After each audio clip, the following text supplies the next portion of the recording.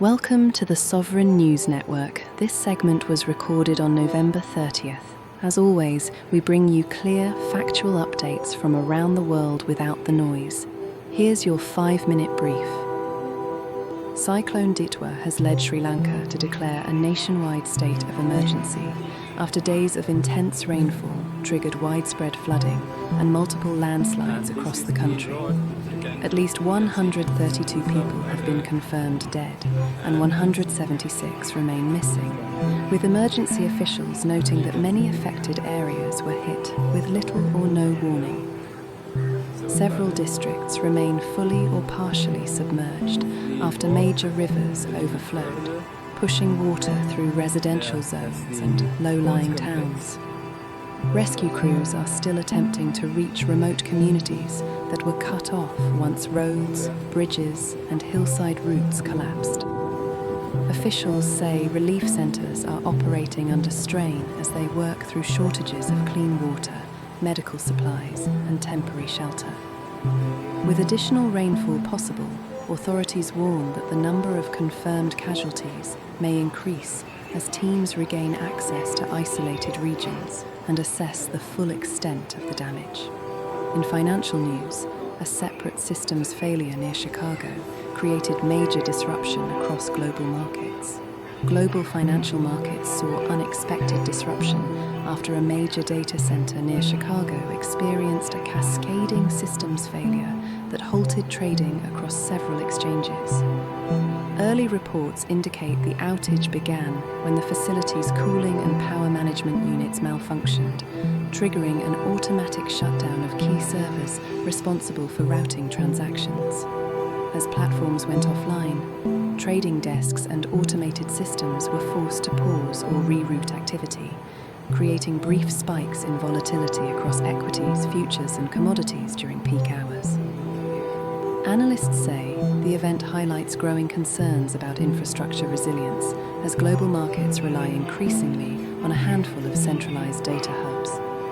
Regulators have requested a full technical report to determine whether redundancies functioned as intended and whether additional safeguards are required.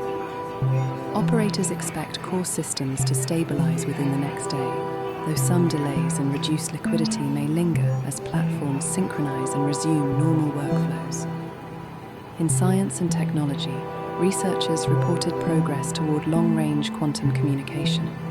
A research team has demonstrated photon-based quantum teleportation between semiconductor quantum dots, marking a measurable step toward practical quantum networking. The experiment involved generating entangled photons directly from quantum dot sources and transmitting quantum states between them with higher stability and reduced signal noise compared to earlier trials. Researchers say the improvement helps address one of the major challenges in building scalable quantum networks, maintaining consistent entanglement over usable distances.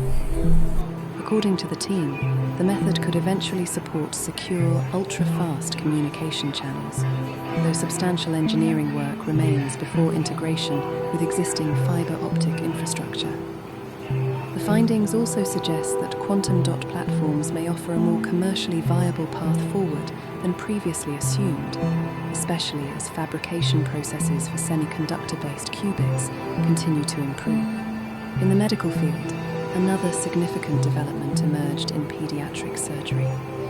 A surgical team has completed what they describe as the first fully robotic pediatric heart repair, signaling a potential shift in how complex congenital heart conditions may be treated in young patients.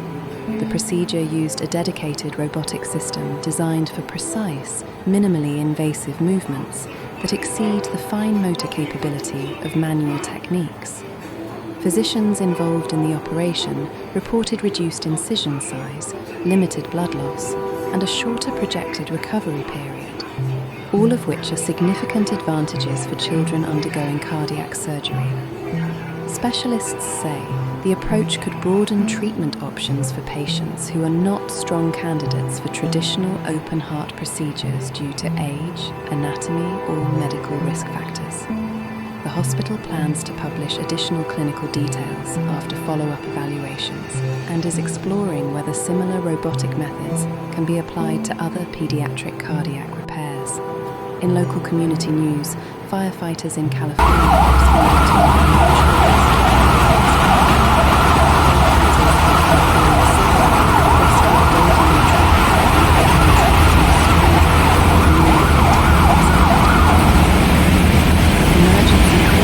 responded to when neighbours heard faint barking coming from beneath a residential street and notified authorities.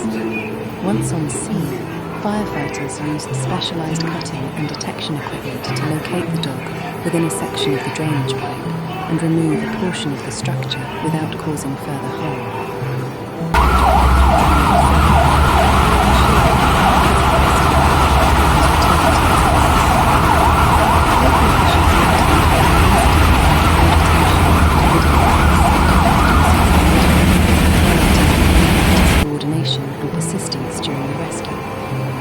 Animal Services later reminded residents to secure pets indoors during heavy weather to prevent similar incidents. You've been tuned into the world's first fully